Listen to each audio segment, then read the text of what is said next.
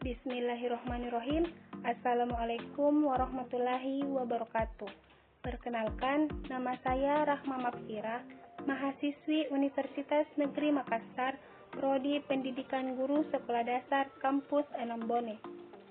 Pada mata kuliah Pengembangan Kepribadian dan Potensi Diri. Di video ini, saya akan menjelaskan mengenai materi kepramukaan.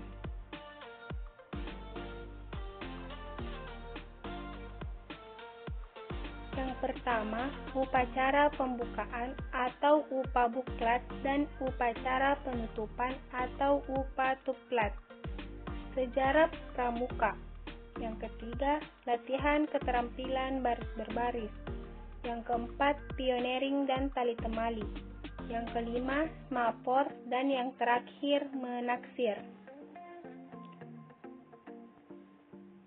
Pada materi pertama yaitu upacara pembukaan atau upabuklat dan upacara penutupan atau upatuplat.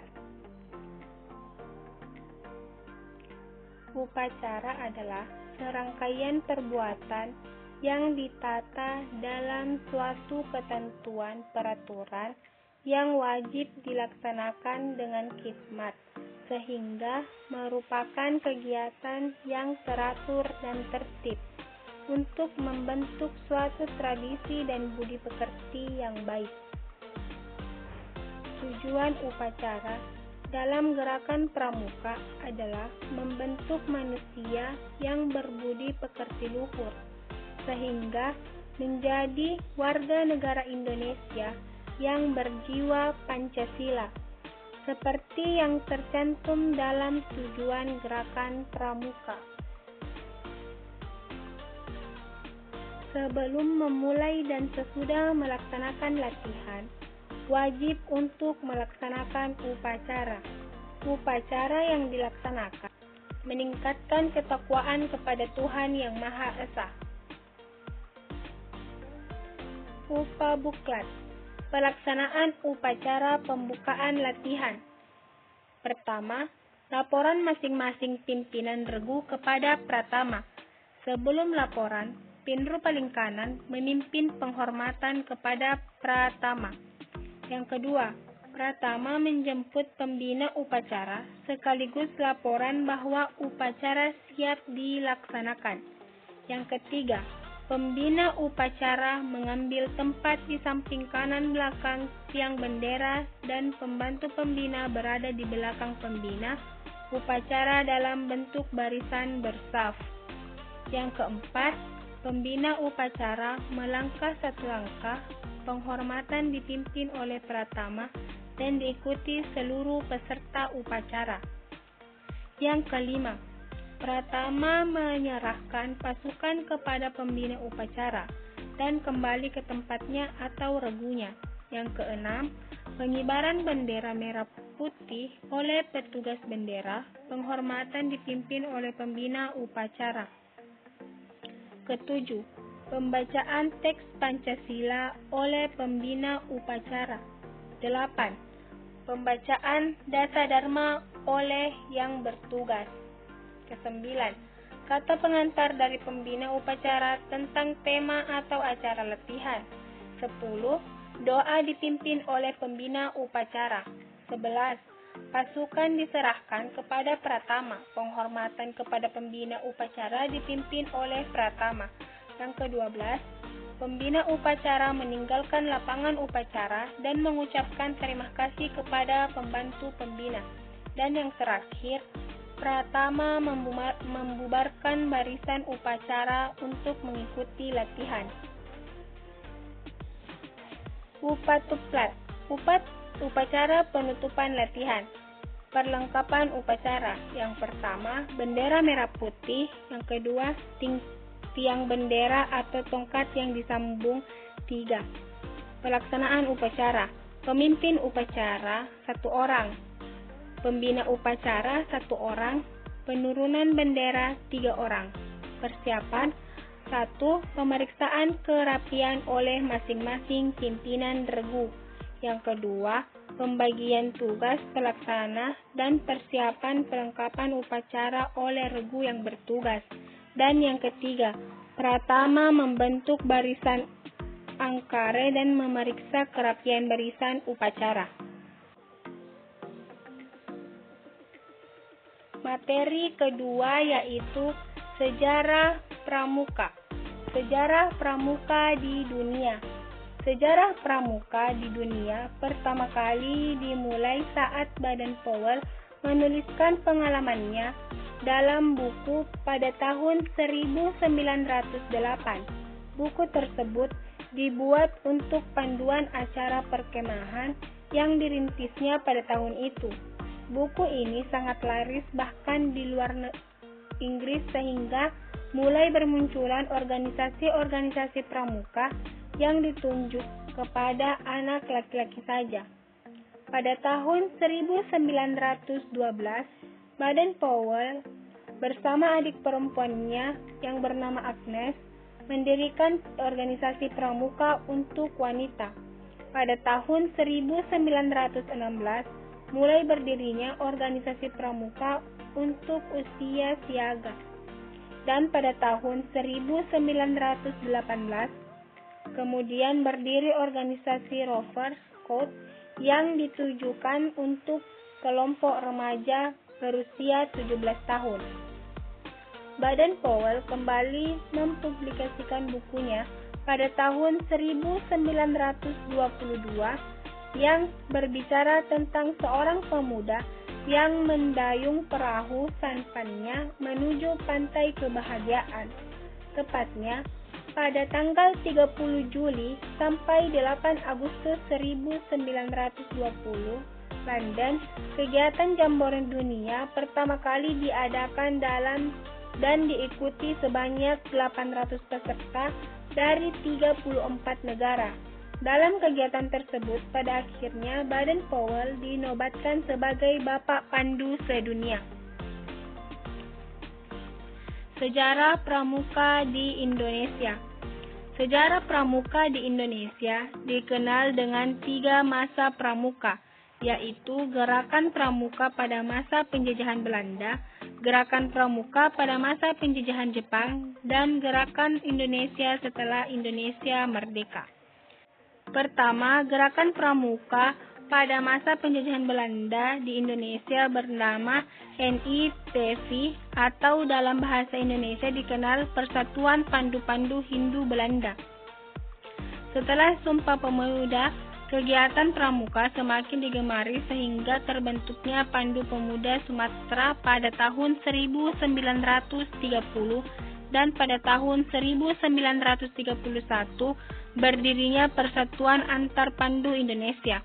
Kemudian, tahun 1936 berubah nama menjadi Badan Pusat Persaudaraan Kepanduan Indonesia atau BPPKI. BPPKI melakukan kegiatan Perkino atau Perkemahan Kepanduan Indonesia (OEMEO). Perkemahan inilah yang menjadi cikal bakal pelaksanaan kegiatan Jambore hingga sekarang. Pada saat penjajahan Jepang, gerakan pramuka masih berjalan dan masih bisa bertahan. Namun di saat Jepang menyerang Belanda, banyak tokoh kepanduan Indonesia yang ditarik masuk ke Ibondan, Peta, dan Seinendan. Jepang melarang berdirinya partai dan juga menganggap gerakan pramuka berbahaya karena dapat meningkatkan persatuan dan kesatuan rakyat. Hal itu tidak menyurutkan tekad kepanduan Indonesia untuk menjalankan Perkino II dalam memperjuangkan kemerdekaan bangsa Indonesia dalam mengusir tentara Jepang. Materi kedua yaitu latihan keterampilan baris berbaris atau LKBB. LKBB adalah suatu kegiatan yang dilakukan wajib bagi khususnya anggota pramuka. Baris berbaris merupakan latihan gerak dasar yang mewujudkan penanaman disiplin, rasa percaya diri, rasa persatuan, dan keindahan. Yang pertama, LKBB dapat berupa isyarat oral, isyarat peluit tanpa tongkat, dan menggunakan tongkat. Aba-aba dalam baris berbaris ada 3 macam, yaitu aba-aba petunjuk, aba-aba peringatan, dan aba-aba pelaksanaan. Yang ketiga, berdiri dalam barisan untuk memudahkan pengawasan dan penertiban para anggota, pembagian jatah secara merata, dan menghitung jumlah anggota. Sikap sempurna. Aba-aba siap gerak. Pelaksanaannya, pada aba-aba pelaksanaan badan atau tubuh berdiri tegap, kedua tumit rapat, kedua telapak kaki membentuk sudut 60 derajat, lutut lurus, paha dirapatkan, berat badan di atas kaki kedua, perut ditarik sedikit, dada dibusungkan, pundak ditarik sedikit ke belakang dan tidak dinaikkan, lengan rapat pada badan, pergelangan tangan lurus, jari tangan menggenggam tidak terpaksa rapat pada paha, ibu jari segaris dengan jahitan celana, leher lurus, dagu ditarik, mulut ditutup, gigi dirapatkan, mata memandang tajam ke depan, bernafas sewajarnya. Yang kedua, istirahat. Aba-aba istirahat di tempat, gerak. Pada aba-aba pelaksanaan, kaki kiri dipindahkan ke samping kiri dengan jarak sepanjang telapak kaki atau 30 cm. Ketiga, lencang kanan atau kiri, hanya dalam bentuk berstaf. Aba-aba, lencang kanan atau lencang kiri, gerak. Gerakan ini dijalankan dalam sikap sempurna. Pada aba-aba pelaksanaan, saf depan mengangkat lengan kanan atau kiri ke samping. Jari-jari kanan kiri menggenggam menyentuh bahu kanan atau kiri orang yang berada di sebelah kanan atau kirinya.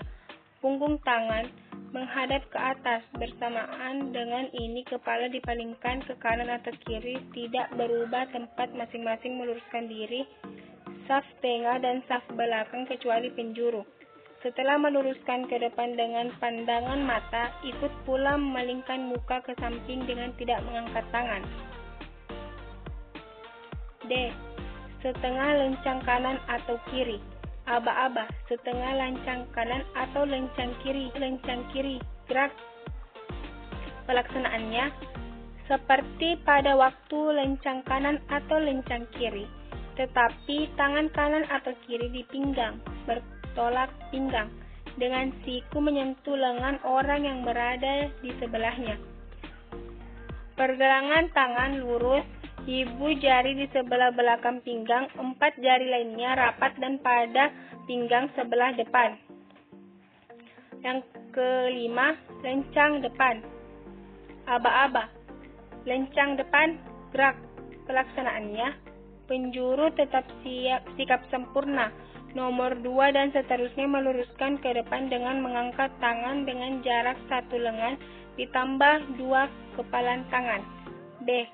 Saf depan, banjar, tengah, dan kiri mengambil antara 1 lengan ke samping kanan setelah lurus menurunkan tangan dan memalingkan kepala kembali ke depan dengan serentak tanpa menunggu aba-aba. C. Banjar tengah atau kiri tanpa mengangkat tangan. Cara berhitung. Aba-aba, hitung mulai. Pioneering dan tali temali. Ini adalah materi keempat. Pioneering adalah salah satu teknik pramuka dalam menggunakan peralatan tongkat dan tali yang dirangkai menjadi sebuah bangunan kreatif. Tujuan pioneering yaitu mengasah keterampilan peserta dalam membuat sebuah bangunan sederhana yang nantinya dapat diaplikasikan di kehidupan sehari-hari. Manfaat pioneering. Yang pertama, untuk memupukkan rasa kekompakan dan kerja sama yang baik antar kelompok. Yang kedua, dapat diterapkan pada saat-saat genting maupun P3K. Pertolongan pertama pada kecelakaan. Yang ketiga, memproyeksi pemikiran peserta dalam merancang suatu bangunan kreatif. Pusungan atau tandu. Pusungan atau tandu merupakan salah satu alat yang termasuk dalam alat-alat P3K dan berguna untuk mengangkat korban. Simpul dan ikatan yang digunakan pada usungan atau tandu ini adalah simpul mati, ikatan pangkal, dan ikatan jangkar. Tiang bendera. Pada pembuatan pioneering tiang bendera, simpul dan ikatan yang digunakan ialah simpul mati, ikatan pangkal, ikatan kaki tiga, ikatan canggah, dan yang terakhir ikatan palang. Kerangka tenda. Simpul dan ikatan yang digunakan pada pioneering kerangka tenda ini ialah simpul mati dan ikatan pangkal.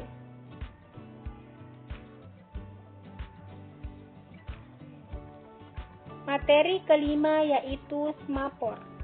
Semapor adalah suatu cara untuk mengirim dan menerima berita dengan menggunakan bendera, dayung, batang, tangan kosong, atau dengan sarung tangan. Informasi yang didapat dibaca melalui posisi bendera atau tangan. Namun, kini yang umumnya digunakan adalah bendera yang dinamakan bendera semapor.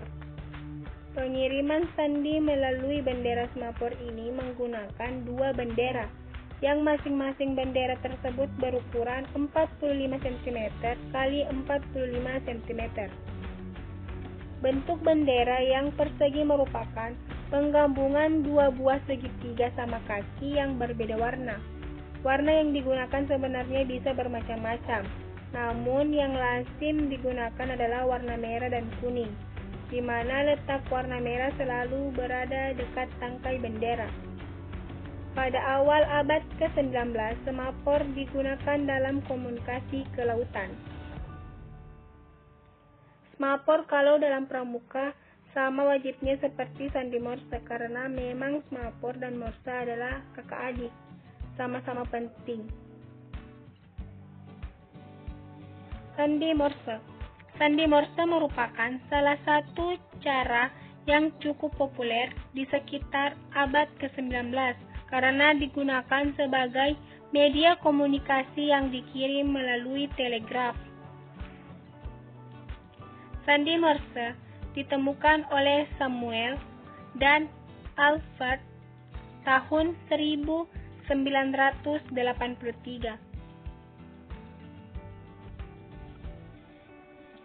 Sandi morse ditemukan oleh Samuel dan Alfred pada tahun 1835. Dalam sandi ini, setiap huruf dan angka diganti dengan titik dan garis yang berbeda-beda. Pada zaman dulu, kode morse disampingkan menggunakan alat khusus dan dikirim dengan teknologi radio. Sandi morse merupakan suatu sandi yang menerapkan sebuah sistem huruf dan angka serta tanda baca sinyal dengan menggunakan simbol titik dan garis yang disusun sebagai karakter tertentu. Dan materi terakhir yaitu menaksir, mengukur suatu benda dan yang lainnya tidak dengan sebuah perkiraan atau khayalan semata. Akan tetapi ada salah satu cara yang bisa digunakan sebagai acuan untuk menghitung suatu benda, yaitu dengan bagian anggota tubuh kita sendiri, sehingga akan terbit sebuah ukuran yang akan digunakan untuk menaksir beberapa buah benda. Cara menaksir dalam kepramukaan. Menaksir diri sendiri sebagai berikut. Persendian yang paling ujung jari tengah atau jempol adalah 1 inci, jarak antara jempol dan telunjuk adalah 8 inci, jarak antara jari jempol dan kelingking adalah 9 inci, dari pergelangan tangan ke siku dan juga panjang kaki 10 inci. Dari siku-siku ke ujung jari telunjuk panjangnya 17 inci. Dari tengah-tengah tempurung lutut ke tanah jaraknya 18 inci. Kedua tangan diluruskan ke samping dari ujung jari sampai ke ujung jari lainnya, disebut dengan padam, sama dengan tinggi badan kita. Denyut darah pada pergelangan tangan kira-kira ada 75 kali per menit. Di video kali ini, inilah yang bisa saya sampaikan. Lebih dan kurangnya mohon dimaafkan. Dalam video kali ini, pada video kali ini, inilah materi yang dapat saya sampaikan. Lebih dan kurangnya mohon dimaafkan. Assalamualaikum warahmatullahi wabarakatuh.